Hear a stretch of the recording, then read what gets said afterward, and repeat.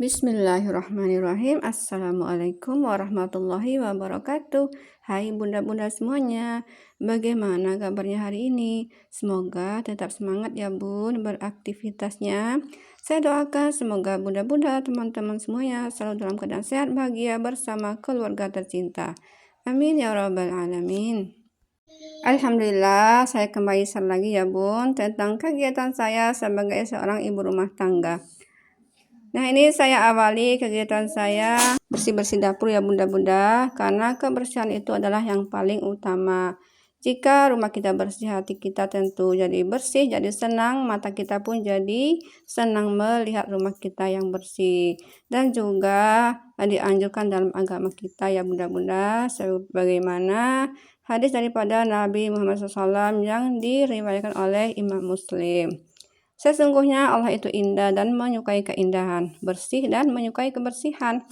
Dan juga hadis lain, at-tuhuru satrul iman. Kesucian itu adalah separuh daripada iman. Nah, suci itu maknanya luas ya bunda-bunda, termasuk kebersihan daripada rumah kita. Jadi rumah yang bersih, yang tertata rapi itu bisa menjadi sebab terbukanya pintu keberkahan dan kesejahteraan buat keluarga kita di dalam rumah ya bunda-bunda. Dan secara logika, rumah yang bersih itu lebih sehat secara fisik dan mental ya bunda-bunda. Kita bisa merasakan sendiri ya bagaimana kalau kita melihat rumah kita berantakan, rumah kita kotor, tentu kita akan merasa stres ya melihatnya. Maka perlu kita rutin membersihkan rumah kita. Rumah yang bersih dianggap disukai malaikat ya bunda-bunda. Jadi malaikat itu suka mendatangi rumah yang bersih. Tentunya mendatangkan rezeki yang berkah dari Allah Subhanahu wa taala. Nah, rezeki yang berkah itu seperti apa ya bunda-bunda? Yaitu rezeki yang tidak hanya diukur secara materi ya, tetapi juga menghasilkan peningkatan kebaikan dalam hidup kita. Seperti misalnya gaji suami pas-pasan tetapi cukup untuk belanja bulanan. Kita diberikan semangat dalam beribadah yang lebih daripada biasanya. Kita dihindarkan daripada bala atau musibah yang lebih berat dari orang lain. Misalnya jatuh dari motor. Nah, kita tidak apa-apa, cuman hanya luka ringan. Dan dengan kita menyimpan bahan-bahan makanan atau minuman seperti berikut ini bisa mendatangkan keberkahan dalam rezeki kita ya bunda-bunda. Nah, ini saya sudah mempraktekkan dan mengkonsumsi bahan-bahan ini sejak anak saya masih kecil-kecil ya bunda-bunda. Dan saya tidak pernah berobat di rumah sakit dengan anak saya 8 orang. Alhamdulillah. Nah, ini saya cuma mengkonsumsi bahan-bahan berikut ini. Ada syamil, ada minyak zaitun, madu, kemudian ada habur syauda, ada kurma, cuka, asam jawa, cengkeh, dan juga ada jahe ya bunda-bunda. Tapi di sini jahenya belum ada, saya kebetulan kehabisan. Nah, ini minyak zaitun boleh bunda-bunda beli yang 1 liter, boleh beli yang setengah liter, tergantung kebutuhan kita. Nah, ini fungsinya minyak zaitun ini banyak ya bunda-bunda. Salah satunya bisa untuk obat, misalnya anak demam. Kalau anak demam, kita oleskan ke seluruh badan dan dikompreskan ke kepalanya. Dan juga bisa diminumkan minyak zaitun dicampur dengan madu dan dicampur dengan habur syauda. Nah, itu insya Allah dalam 2 atau 3 hari anak-anak kita akan sembuh dari demamnya.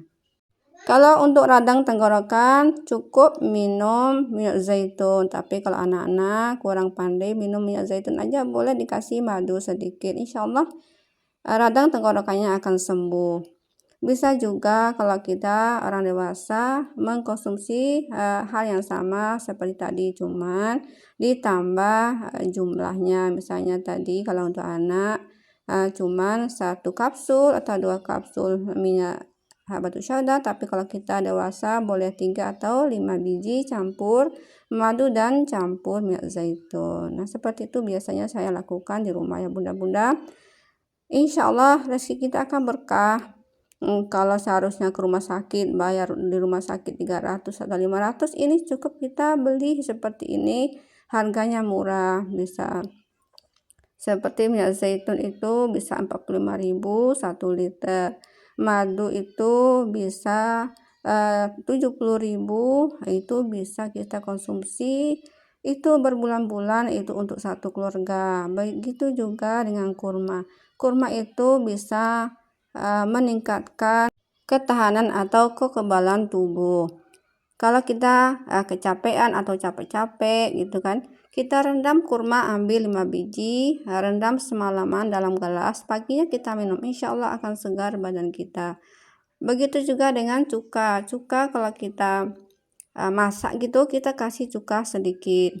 Nah, semua bahan-bahan tadi itu bunda-bunda itu sunnah ya, itu dianjurkan dalam agama, bahkan tertulis dalam Al-Quran.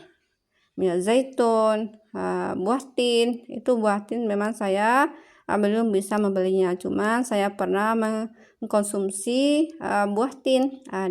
Saya punya teman, anaknya ini kuliah di Mesir. Nah, ketika dia balik liburan, dia membawa oleh-oleh buah tin yang dikeringkan, dibuat seperti manisan. Dapatlah 3 biji waktu itu. Alhamdulillah rupanya enak. Jadi selain kita mendapatkan keberkahan dalam rezeki kita juga bisa mendapat pahala karena sudah mengkonsumsi obat sunnah ya. Karena itu biasa Rasulullah SAW dan para sahabat menggunakannya untuk obat atau untuk ketahanan tubuh. Karena dulu biasa para sahabat itu kan berperang ya bunda-bunda. Nah, cukup itulah yang mereka konsumsi, terutama sekali itu kurma. Jadi tidak perlu kita membeli obat yang mahal-mahal ya bunda-bunda. Kita tidak perlu antri di rumah sakit berlama-lama.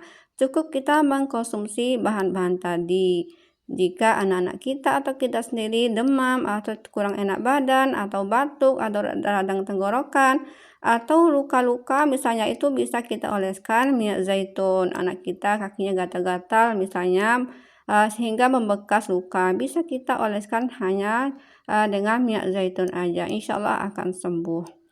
Nah, kalau minyak zaitun atau madu sudah habis, tempatnya bisa kita gunakan untuk tempat minyak goreng, untuk tempat persabunan.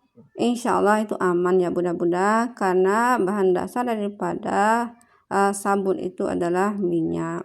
Nah, itu aman untuk kita gunakan tempatnya. Tidak perlu kita membeli botol-botol yang mahal tempat khusus. Jadi rezeki kita pun jadi berkah. Alhamdulillah sudah selesai kegiatan saya bunda-bunda. Semoga bunda-bunda semua suka dan ada manfaatnya. Terima kasih. Wassalamualaikum warahmatullahi wabarakatuh.